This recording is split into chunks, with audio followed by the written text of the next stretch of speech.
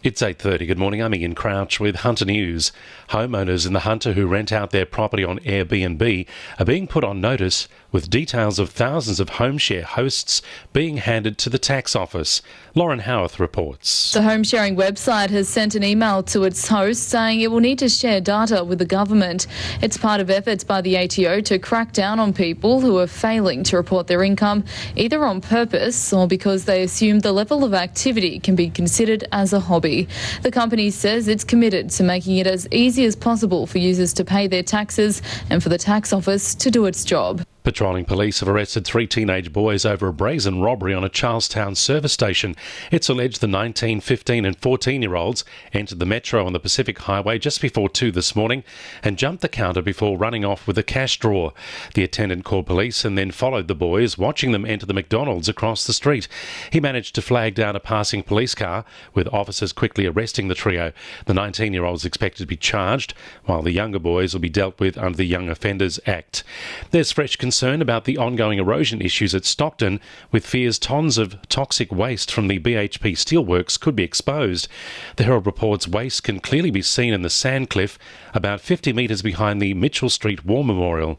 The Environment Protection Authority is investigating whether there is any potentially harmful materials like lead, arsenic or asbestos in the exposed waste.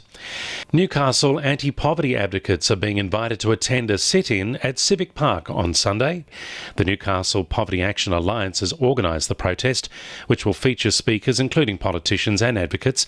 Chairperson of the MPAA, Kelly Hansen, says the group refused to be ignored anymore. Poverty is the absence of human rights, and it's time we started talking about how we want our most vulnerable cared for in our society. It's an issue that I think is close to a lot of people's hearts. Certainly is something that I'm extremely passionate about. I just think no one's listening, and it's time they started to listen.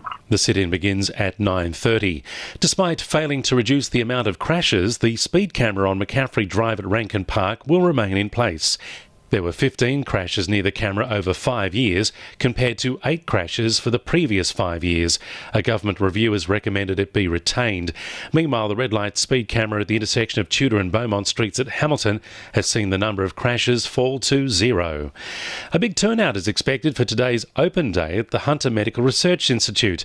There'll be a variety of talks and events, while children can try their hand at making fake wounds with similar materials used for special effects in movies and TV shows. The HMRI is hoping the open day will encourage young people to consider science as a career.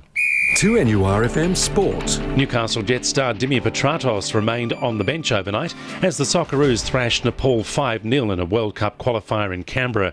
The Jets have the first round bye this weekend, but have already been written off as finals contenders by commentators.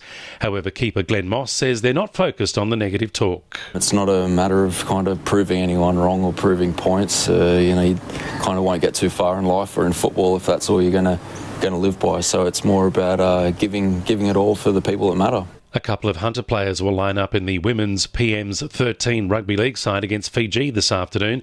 Centre Bobby Law and lock forward Caitlin Johnston will don the green and gold.